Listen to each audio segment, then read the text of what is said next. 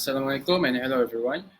Today our group is discussing the translation accuracy of the news report titled Trump to oversee Cambodia, Thai Peace Deal at ASEAN Summit, Malaysia FM. We already completed the full English to Malay translation and now we will analyze differences in meaning, structure, cultural terms and style. Each of us will present one part and give feedback to each other. I'll start first. For my part, I analyzed the translation of the title in the first paragraph. The title in English is very direct and formal. We translated it as Trump akan memantau perjanjian damai antara Kemboja dan Thailand pada sidang kemuncak ASEAN Menteri Luar Malaysia. The word oversee was translated into memantau. It maintains the meaning of supervision but still formal. We avoided words like mengawasi, which sound less diplomatic. In terms of accuracy, the vocabulary matches the political context, overall meaning is preserved, and the tone stays formal, which matches the news reporting style. I agree with Asfar. The choice of memantau is suitable because diplomatic language prefers softer natural terms. If we use mengurus or mengendalikan, it will suggest Trump is directly controlling the process, which changes the meaning. So I think the translation accurate. For my analysis, I look at the sentence that mention the date and place. For example, Trump will visit the Malaysian capital of Kuala Lumpur on October 26 to witness the agreement. We translated it to Trump akan melawat ibu negara Malaysia, Kuala Lumpur pada 26 Oktober untuk menyaksikan perjanjian tersebut.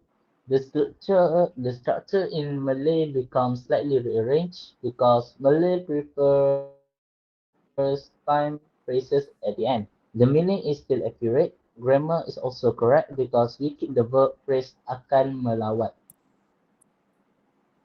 Good explanation. I just want to add that Malay newspaper also commonly put the time first, like pada 26 Oktober, Trump akan melawat.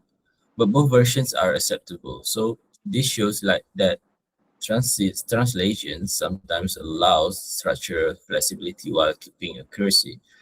For my part, I analyze cultural terms like Asian, APEC, and Kuala Lumpur Accord. These terms have no need for localization because they are the official name we use internationally. So we kept them in English in the translation. One cultural aspect is the diplomatic tone. English news uses indirect styles. For example, according to Malaysian Foreign Minister, we translate it to menurut Menteri Luar Negeri Malaysia. This maintains credibility, neutrality, and avoid bias. Overall, the cultural references are preserved accurately because the topic is political and formal. Well, I agree. For political and international organizations, we don't translate because it can confuse meaning. Well, let's say, for example, translating APEC into a Malay phrase would make it long and unfamiliar. So, keeping official acronyms helps preserve accuracy. For my section, I analyze tone and news style. The original article uses formal news reporting tone. Our Malay version also uses formal tone through verbs like menyaksikan, dijangka berlangsung, dan dilaporkan. We also avoided informal Malay or conversational phrases that keeps the style consistent with news genre. So I can conclude that tone and style were accurately preserved, which is important because tone affects how readers interpret political news. That's all from me. I agree with you, Iskandar. One thing I noticed is that English news uses passive voice quite often. Malay news also use passive but not as frequently. We maintain it we maintain a mix to keep the flow natural. So good job on tone consistency. For my part, I look at idiomatic expressions and sentence flow.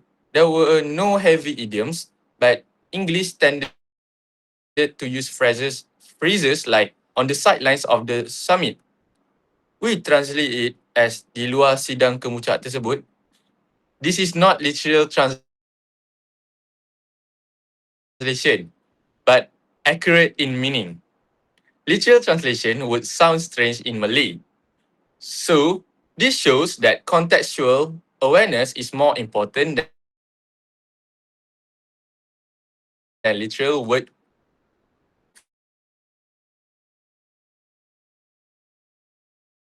for word translation.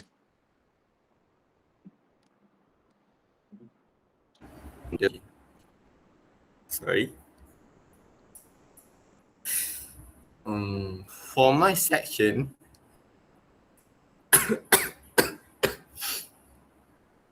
I analyze meaning.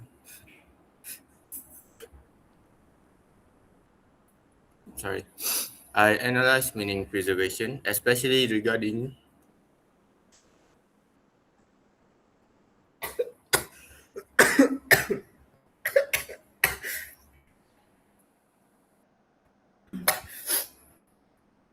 I'm sorry, I'm feeling a bit sick today.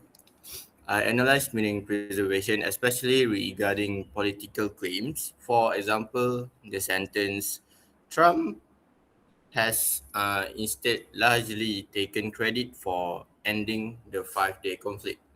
We translated it as Trump pula sebahagian besarnya mengambil kredit kerana menamatkan konflik 5 hari itu. This keeps the subtle political tone. It does not remove the slight criticism in the original wording. Some translators may soften phrases to avoid sounding negative, but we maintain original nuance.